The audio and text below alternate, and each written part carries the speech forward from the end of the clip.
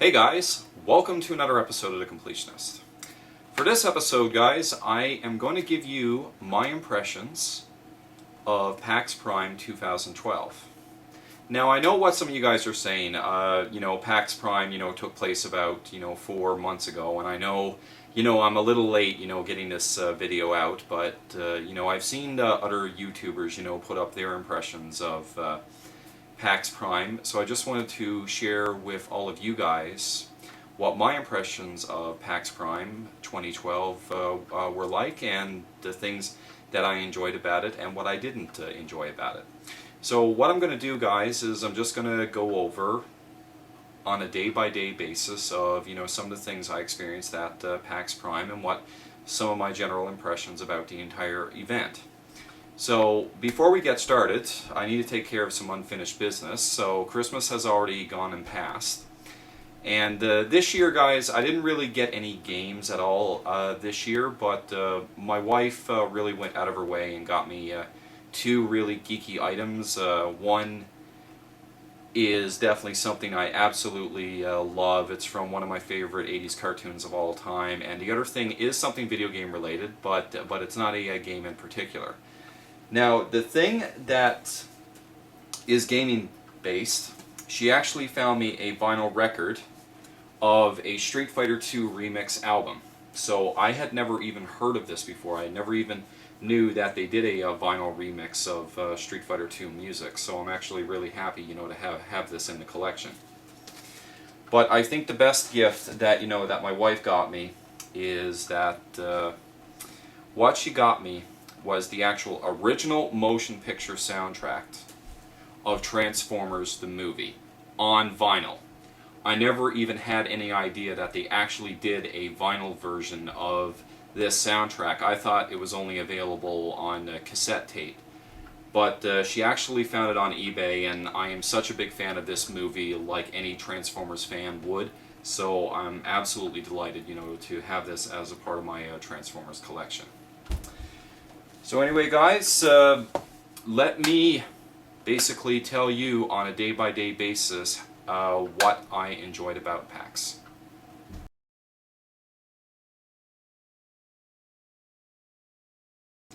So for PAX Prime, guys, my wife and I were actually there for the full 3 days.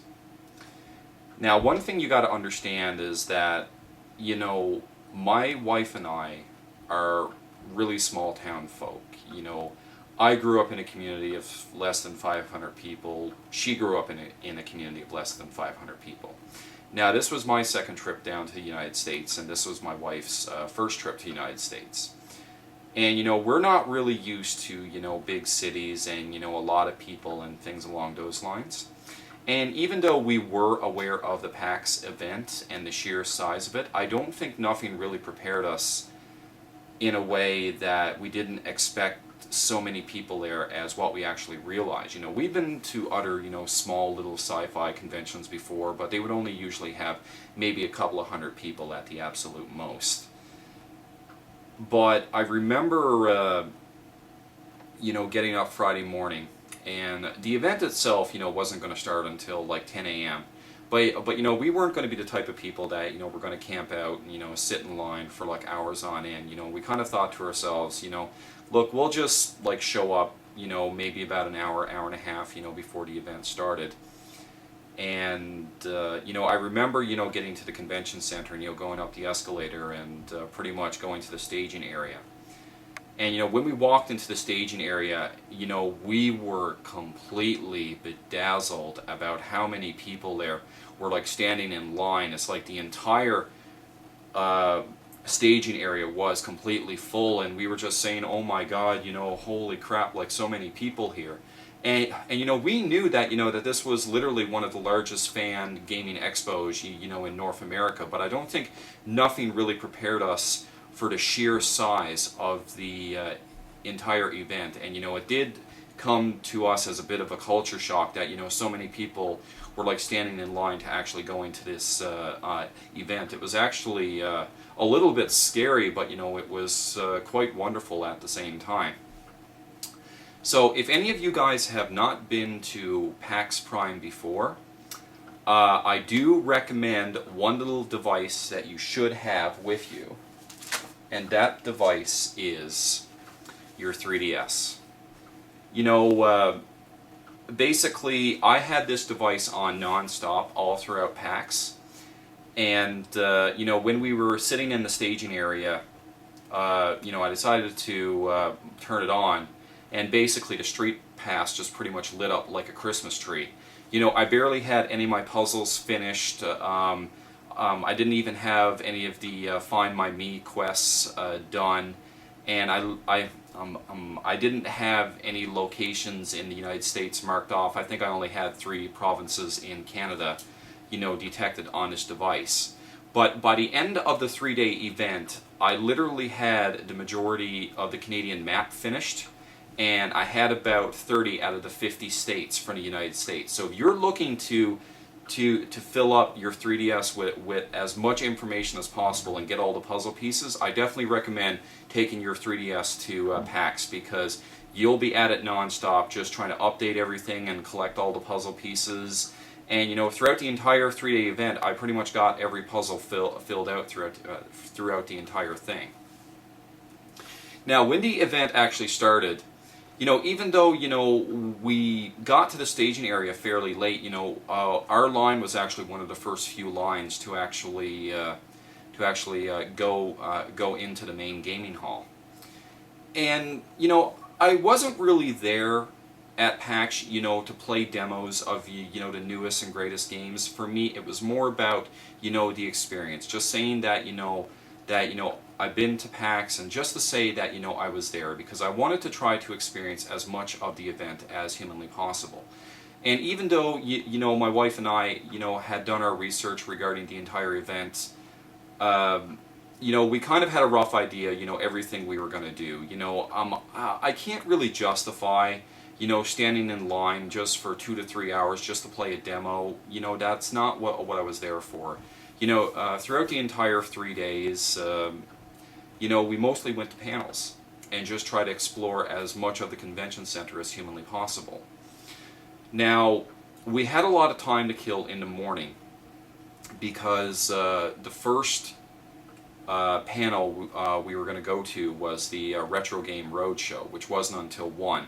So we literally had 2 hours to try to search the main expo hall and just see, you know, what kind of games were available to play, and you know, what games they were showcasing, and that kind of thing.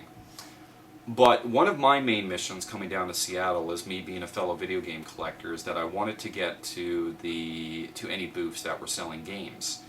And I knew Pink Gorilla was going to be there, so, you know, I wanted to find a Pink Gorilla booth as soon as humanly possible, because watching videos from other PAX Primes that people have been to, I knew I had to get there first, because I was going to be fighting with a lot of other video game collectors, you know, to basically to pick up whatever games that I wanted to add for my collection. And you know, I actually managed to get a good haul. You know, I think I spent maybe about $400 to $500, but I managed to add quite a few Sega CD games and Sega Dreamcast games to the actual collections. So all of them anime style, obviously, because in my area it's incredibly hard to find Sega CD games and Sega Dreamcast games. So like I'm really lucky I found the games I did. You know, some of the games I found, you know, were like the 2 Giga Wings for the Dreamcast, Shining Force CD, Cannon Spike, the King of Fighter games for the Dreamcast, and stuff along those lines. And you know, as we were walking the expo hall, you know, nothing really caught my eye. In all honesty, you know, I've always considered myself to be a patient gamer, and you know, I didn't really see anything that you know, I really needed to play, or I really needed to try out. You know, it's kind of funny, because one of the things that my wife wanted to try is, we were going through all, you know, the toy booths and the gaming merchandise and stuff like that, and you know, we found these ears, these Necromicon or something ears that actually move. It detects your brain waves, and the ears will actually move to show you how you're feeling. So my wife really wanted to try those ears out, but in all honesty, I think they were an utter and complete dud. I didn't really enjoy them very much, and I'm glad my wife didn't really purchase any. And we went to a few other booths, and we seen a booth selling art books, and they had art books for Mega Man and for Valkyria Chronicles and Valkyria Chronicles 2, and I really wanted to get the Valkyria Chronicles art book because it is my favorite game for the PS3, but my wife kind of told me to hold off and said, you know what, we'll wait until Sunday. I'm sure some of the books were left, and obviously there weren't, so missed opportunity, but I'm sure I'll find the books on eBay and eventually pick them up all in due time. So after we got to see the main expo hall, we went out for lunch, and then we went out to the Retro Game Roadshow, and that was actually pretty interesting. And there I got to meet like the Comeback Kid and Pete Dorr, and just exchange just a few quick words and just say I watch your channel, and things along those lines. But the thing is that with so much to do and so much to see, it's impossible to do everything. And there were other panels that we could have visited, but we just didn't have the time because I really wanted to explore as much of the expo hall and the convention center as possible. I just wanted to make sure I didn't miss anything, because I knew which panels that I really wanted to go to, and there were ones that I wish I could have went to, but I really wanted to see as much of the convention center as possible. And so after the Retro Game Roadshow, we spent more time, exploring the convention center. And in all honesty, we got to somewhere that I think was literally my best experience out of all of PAX Prime. And I know this sounds really old-fashioned, but we found a retro arcade. And they had the retro arcade, in a fairly small room. But even though it was daylight outside, they deliberately made the room dark. And there was no windows, so there was no natural light getting in. And it's just a big flood of just old school memories just came back. And when I stepped inside, the retro arcade, I just said to myself, like, fuck, I'm home. I'm home. I never felt like more comfortable as a gamer than what I did in that retro arcade. And my wife even got it on camera, and I just said, this makes it all worth it. They even had my favorite arcade machine. Sorry, let me rephrase that. They had my favorite pinball machine that I used to play as a teenager, and that is the machine, the Bride of Pinbot.